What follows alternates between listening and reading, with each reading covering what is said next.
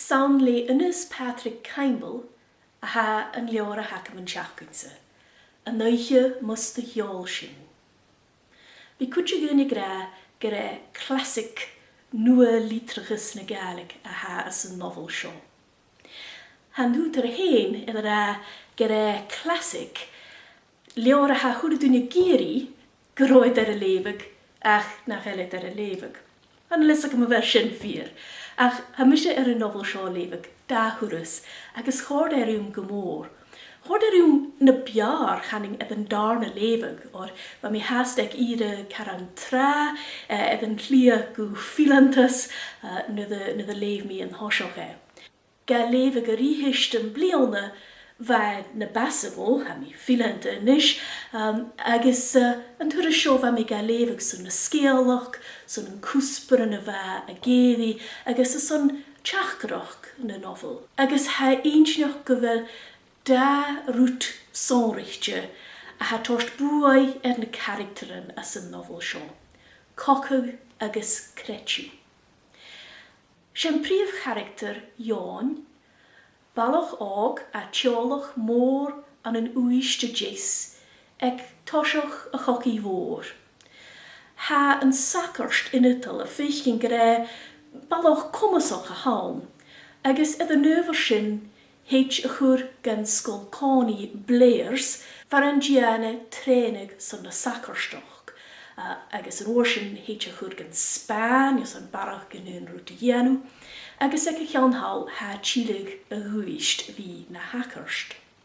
Han sgealoch cwtioch y lenting braharen agos perichen Ion, agos ha jiffarwt yn y geri gaisen, ha jies gan y braharen a falaf gan y chocog, ha fer yw ffain bas, ha ferille y chilig, ach ha fwroch an yn sassing, as y geri gw ira arst an y society Sir Alistair a ha edd.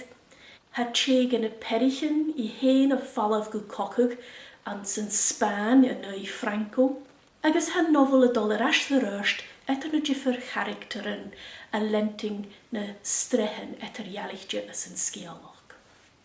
As y Criomagan mi dol y lefyg yn draster, sio Ion hai eth chilig a Oidhche far a fel dol y fi na hacarst.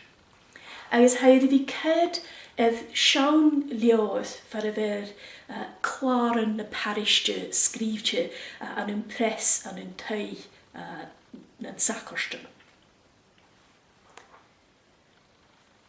Chai sŵs y styre, chai te mach ar nhw'n arst yn y fe roia. Hier na jich baltje na van yr ish. Be sialig bria a fawn kersgeleor. La erachgel erich, yn slwg y sienig etter opper macheris moni. Hiege yn kio geri es na harien, huas e kloch erish, chomas y chlunige goon yn iasgren hies man y chlotoch. Ich fiag gach balle, yn cro y gienw yr y fein, is fwaim oerstes lochrichen is haf as gach kjarni, tehen gjallen en tjolich en åget dol soes en giaken. Nach e Paul av a immelchis kjarst hule, no de horste gebesho en talm tasjoch, gebesho en is laan a slaantje. Ga ben a merev as a fris av a kutramoch, ach na biohan av a moeien shit.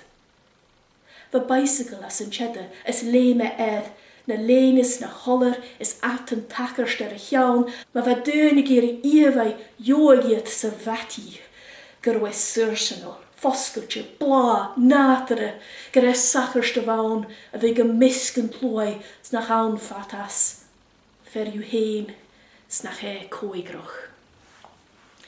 Sin Ion, ma'n hwrst mi ha ferille alostyd, na brahedd Ion, ha neles yn y chidig. Wel, ha ffwrwch yn ein cawn y jis hasinger son imma bliona, ach ha rwtig yn hast gahaleg yr asgatwa, agos mae'r ha cwtrig yn y gra, mae yng